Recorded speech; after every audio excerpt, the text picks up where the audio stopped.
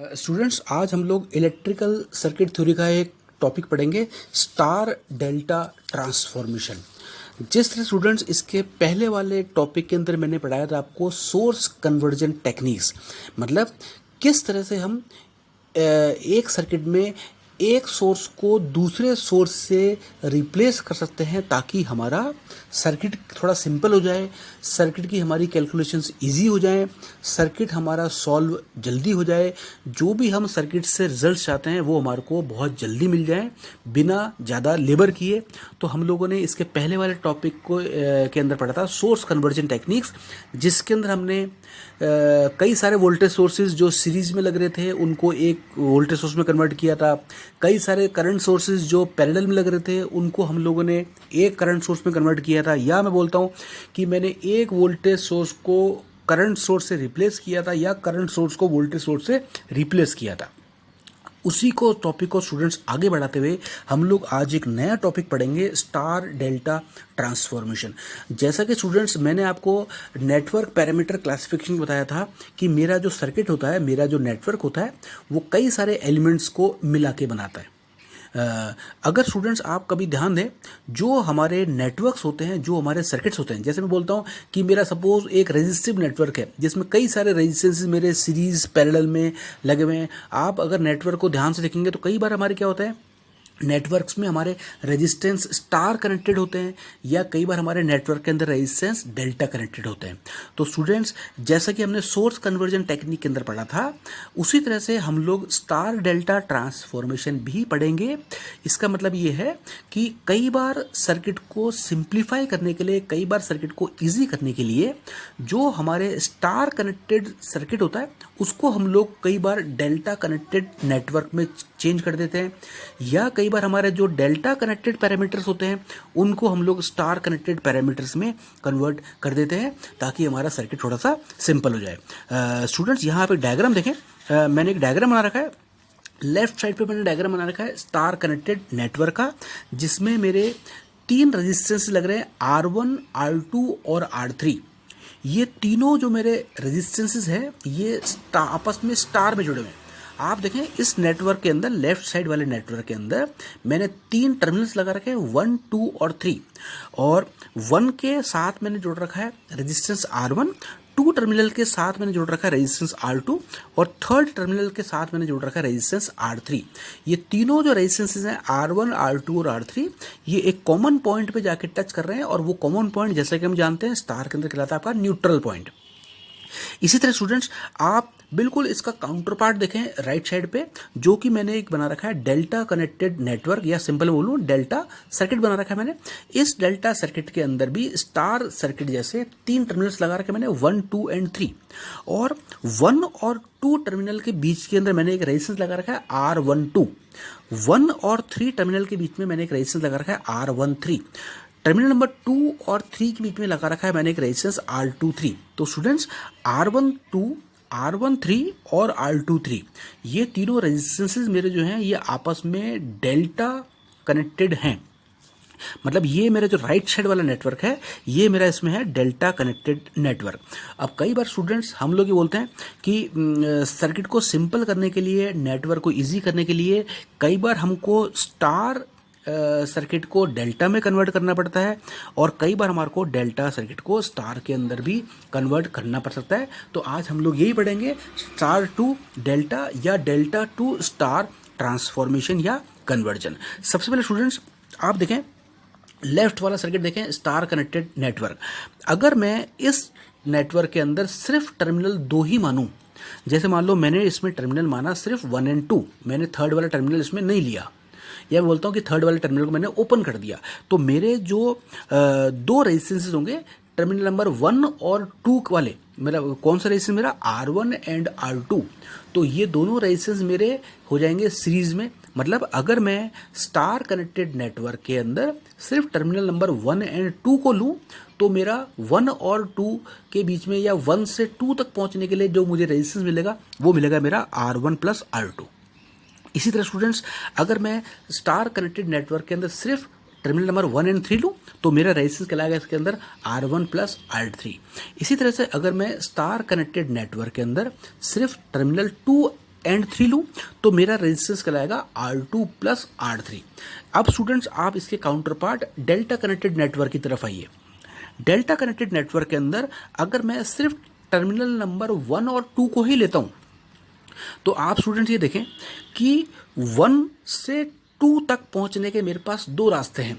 एक तो मैं डायरेक्टली 1 से 2 तक पहुंच जाऊं और एक मैं 1 से 3 होता हुआ 2 तक पहुंचूं। तो स्टूडेंट्स अगर मैं डेल्टा कनेक्टेड नेटवर्क में ओनली दो टर्मिनल ले रहा हूँ 1 एंड 2, तो आप इसको देखें कि मेरे को क्या मिलता है। मेरा जो इक्विवेलेंट रेजिस्टेंस होगा 1 एंड 2 के बीच में, terminal number 1 and 2 for delta connected network जो होगा मेरा, वो मेरा निकलेगा स्टूडेंट रेजिस्टेंस R12। ये हमारा पैरेलल होगा रेजिस्टेंस R13 और R23 के सीरीज कॉम्बिनेशन के बराबर। इसी तरह स्टूडेंट्स आप देखें जो मेरा डेल्टा कनेक्टेड नेटवर्क है, अगर मैं उसमें सिर्फ दो टर्मिनल लूँ 1 एंड 3, तो आप देखें 1 और 3 टर्मिनल के बीच में फॉर डेल्टा कनेक्टेड नेटवर्क जो मेरा इक्विवेलेंट रेजिस्टेंस होगा वो क्या होगा। 1 से 3 टर्मिनल तक पहुंचने के अगेन दो रास्ते हैं मेरे पास। एक तो मैं डायरेक्टली 1 से टर्मिनल नंबर 3 पे पहुंच जाऊं और एक तो मुझे रेजिस्टेंस कौन सा मिलेगा R13, और एक मैं टर्मिनल नंबर 1 से 2 तक पहुंच के फिर मैं 3 तक पहुंचूं तो मुझे रेजिस्टेंस मिलेंगे R12 प्लस R23। तो स्टूडेंट्स अगर मैं डेल्टा कनेक्टेड नेटवर्क में ओनली टर्मिनल नंबर 1 और 3 लेता हूं तो मेरा जो इक्विवेलेंट रेजिस्टेंस आएगा वो होगा R13 रेजिस्टेंस। ये हमारा पैरेलल में होगा रेजिस्टेंस R12 और R23 के सीरीज कॉम्बिनेशन के बराबर। थर्ड अगर स्टूडेंट आप देखें कंडीशन, अगर मैं डेल्टा कनेक्टेड नेटवर्क में ओनली टर्मिनल नंबर 2 एंड 3 लेता हूं तो बिल्कुल सिमिलरली जैसे हमने ऊपर वाले दो स्टेप्स में देखा, टर्मिनल नंबर 2 और 3 के बीच में रेजिस्टेंस मेरा कितना है R23, और अगर मैं रास्ता लेता हूं दूसरा टर्मिनल नंबर 2 से 1 तक पहुंचता हूं और फिर 1 से 3 तक पहुंचता हूं तो मेरे को दो रेजिस्टेंस मिले सीरीज के अंदर, कौन से मिले R12 प्लस R13। तो स्टूडेंट्स डेल्टा कनेक्टेड नेटवर्क में अगर मैं टर्मिनल नंबर 2 एंड 3 की बात करूं तो मेरा टर्मिनल नंबर 2 और 3 के बीच में जो होगा इक्विवेलेंट रेजिस्टेंस वो निकलेगा स्टूडेंट मेरा रेजिस्टेंस R23।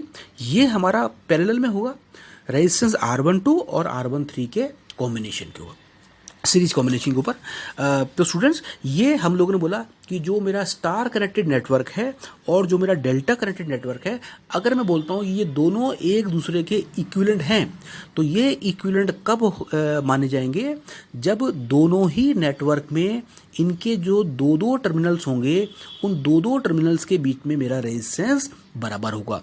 मान लो मैं एग्जांपल बोलता हूँ कि स्टार कनेक्टेड नेटवर्क के टर्मिनल नंबर 1 और 2 के बीच का रेजिस्टेंस जैसे क्या निकाला था मैंने R1 प्लस R2, और यही अगर मैं डेल्टा का काउंटर पार्ट लूँ तो डेल्टा वाले केस में टर्मिनल नंबर 1 और 2 के बीच में जो रेजिस्टेंस निकाला मैंने रेजिस्टेंस R12, ये हमारा होगा पैरेलल किसके होगा R13 प्लस R23 के। तो अगर दोनों स्टार या डेल्टा कनेक्टेड नेटवर्क को मैं इक्विवेलेंट मानता हूं तो ये तब पॉसिबल होगा जब दोनों के दो दो टर्मिनलों के बीच में रेजिस्टेंस जो होगा एग्जैक्टली इक्वल होगा। तो स्टूडेंट यहाँ पे देखिए मैंने इक्वेशन लिखी है R1 प्लस R2 मतलब स्टार कनेक्टेड नेटवर्क के टर्मिनल नंबर 1 और 2 के बीच का resistance, this should be equal to parallel combination लेकर लिखा है मैंने यहाँ पे R12 bracket R13 plus R23 upon R12 plus R13 plus R23। ये स्टूडेंट्स क्या रेजिस्टेंस निकाला मैंने, डेल्टा कनेक्टेड नेटवर्क के टर्मिनल नंबर 1 और 2 के बीच में इक्विवेलेंट रेजिस्टेंस। तो मैंने ये दोनों इक्वेशन बराबर कर दी। इसी तरह आप देखें R1 plus R3 is equal to R13 bracket R12 plus R23 upon R13 plus R12 plus R23। Similarly terminal number 2 और 3 में देखें आप R2 plus R3 is equal to R23 bracket R12 plus R13 upon R12 plus R23 plus R13। ये students मैंने star connected network के दो दो terminals के बीच के रेजिस्टेंसेस को डेल्टा कनेक्टेड नेटवर्क के सेम टर्मिनल्स के बीच के रेजिस्टेंस के बराबर कर दिया। ये तीनों मिला के मैंने बोला एक समीकरण नंबर 1। अगर मैं इन तीनों इक्वेशनों को सॉल्व करूं और सपोज मैं ये बोलता हूँ आपको कि आपको कोई एक डेल्टा कनेक्टेड नेटवर्क गिवन है और आपको उसको स्टार कनेक्टेड नेटवर्क के अंदर कन्वर्ट करना है।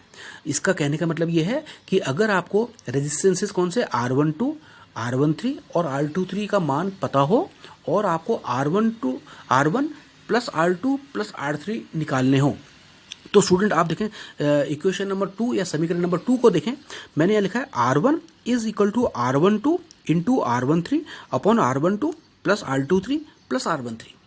ठीक है, इसी तरह स्टूडेंट आप देखें कि अगर मैं रेजिस्टेंस निकालता हूँ R2, तो R2 is equal to R12 into R23 upon R12 plus R23 plus R13। इसी तरह स्टूडेंट आप देखें resistance R3 is equal to R23 into R13 upon R12 plus R23 plus R13। तो स्टूडेंट हम लोगों ने क्या किया, डेल्टा कनेक्टेड नेटवर्क मुझे पता था, उसको मैंने स्टार कनेक्टेड नेटवर्क के अंदर कन्वर्ट कर दिया। ये स्टूडेंट मेरा इसमें कहलाएगा समीकरण नंबर 2।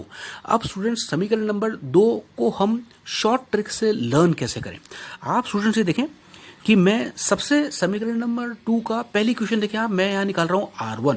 मैंने बोला R1 is equal to R1, numerator में मेरा क्या है, इसमें है R12 इंटू R13 और नीचे क्या है R12 plus R23 plus R13। तो स्टूडेंट्स इसको लर्न हम कैसे करें, अगर सपोज मैं स्टार कनेक्टेड नेटवर्क का पहला रेजिस्टेंस निकाल रहा हूँ R1, तो आप डेल्टा कनेक्टेड सर्किट में वो रेजिस्टेंसेस ढूंढें जिसके अंदर 1 संख्या हो।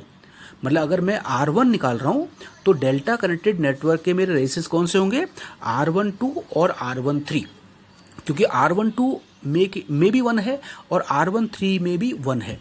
तो R1 जो हमारा स्टार कनेक्टेड नेटवर्क का रेजिस्टेंस होगा, उसकी वैल्यू हमारी कितनी होगी, डेल्टा कनेक्टेड नेटवर्क के वो रेजिस्टेंसेस जिसमें 1 वाली टर्म हो, उनको दोनों को आपस में मल्टीप्लाई करके आप बना दें न्यूमिनेटर, और डिनोमिनेटर में डेल्टा कनेक्टेड नेटवर्क के जो तीनों रेजिस्टेंस हैं उनका आपस में जोड़ है। इसी तरह स्टूडेंट आप देखें R2 जो मेरा स्टार कनेक्टेड नेटवर्क का सेकंड रेजिस्टेंस है R2, इसको मैं इक्विवेलेंट डेल्टा कनेक्टेड नेटवर्क से कैसे निकालूंगा, डेल्टा कनेक्टेड नेटवर्क के वो रेजिस्टेंस इसमें 2 आ रहा है, 2 किस में आ रहा है, R12 और R23 में। तो इनको दोनों को मैंने आपस में मल्टीप्लाई करके बना दिया न्यूमिनेटर, और डिनोमिनेटर में मैंने डेल्टा कनेक्टेड नेटवर्क के तीनों रेजिस्टेंस को जोड़ दी। इसी तरह स्टूडेंट आप देखें R3 मतलब स्टार कनेक्टेड नेटवर्क का third resistance. Delta connected network में आप वो टर्म्स ढूंढें जिसमें 3 आ रहा हो, 3 हमारा आ रहा है R13 और R23 में, तो इनको दोनों को आपस में मल्टीप्लाई करके आप बना दें न्यूमिनेटर, और डिनोमिनेटर में डेल्टा कनेक्टेड नेटवर्क के सारे रेजिस्टेंसेस को जोड़ दें। तो स्टूडेंट्स ये हमारा डेल्टा कनेक्टेड नेटवर्क को हम लोगों ने स्टार कनेक्टेड नेटवर्क में कन्वर्ट कर दिया। अब स्टूडेंट इसी तरह से आप देखें समीकरण नंबर 3 को देखें आप, समीकरण नंबर 3 में हमने वो क्या किया है कि अगर सपोज मुझे स्टार कनेक्टेड नेटवर्क पता हो, मतलब मुझे R1, R2 और R3 का मान पता हो, और मुझे डेल्टा कनेक्टेड नेटवर्क के रेजिस्टेंसेस निकालने हो, मतलब मुझे R12, R13 या R23 निकालने हो, तो मैं किस तरह से निकालूंगा। आप समीकरण नंबर 3 का पहला पॉइंट देखें, R12 मतलब डेल्टा कनेक्टेड नेटवर्क का वो रेजिस्टेंस जो टर्मिनल नंबर 1 और 2 के बीच में लगा है, this should be equal to R1 plus R2 plus R1 R2 upon R3। इसी तरह आप इसका सेकंड पार्ट देखें, R23 is equal to R2 plus R2 into R3 upon R1। इसी तरह स्टूडेंट आप देखें third part, R13 is equal to R1 plus R1 into R3 upon R2। अब स्टूडेंट समीकरण नंबर 3 को आप लर्न कैसे करें, लर्न इसको तो स्टूडेंट आप ऐसे करना है, आप समीकरण नंबर 3 का पहला पार्ट देखें, R12 मतलब R सब्सक्रिप्ट में लिखा है मैंने 1 2, मतलब इसमें 2 टर्म्स आ रही हैं 1 और 2, तो आप स्टार कनेक्टेड नेटवर्क की ये दोनों टर्म्स को ले लें। मतलब अगर मैं डेल्टा कनेक्टेड नेटवर्क का रेजिस्टेंस R12 निकाल रहा हूँ, तो स्टार कनेक्टेड नेटवर्क के रेजिस्टेंस मेरे कौन से होंगे, R1 और R2, इनको दोनों को पहले तो आपस में आप जोड़ दें, मतलब R1 प्लस R2 कर दें, फिर प्लस करें, इन दोनों रेजिस्टेंस को आपस में मल्टीप्लाई कर दें, मतलब R1 इंटू R2। अब स्टार कनेक्टेड नेटवर्क का जो बचा हुआ रेजिस्टेंस है, कौन सा बचा हुआ रेजिस्टेंस का आपका R3, उससे इसका आप भाग दे दें। तो स्टूडेंट मेरा R12 क्या बनता है, R1 plus R1 into R2 upon बचा हुआ रेजिस्टेंस कौन सा, R3। इसी से स्टूडेंट आप देखें सेकेंड पार्ट, R23 मतलब 2 और 3, तो is equal to R2 plus R3, फिर प्लस करके इनको दोनों को कर दें आप गुणा, R2 इंटू R3, और बचा हुआ रेजिस्टेंस कौन सा आपका R1, उससे भाग दे दें। इसी स्टूडेंट आपका देखें थर्ड पार्ट R13, तो R13 में 2 टर्म्स कौन सी, 1 और 3, तो this should be equal to R1 plus R3, फिर प्लस करके R1 और R3 को मल्टीप्लाई कर दें और बचे हुए रेजिस्टेंस R2 से भाग दें।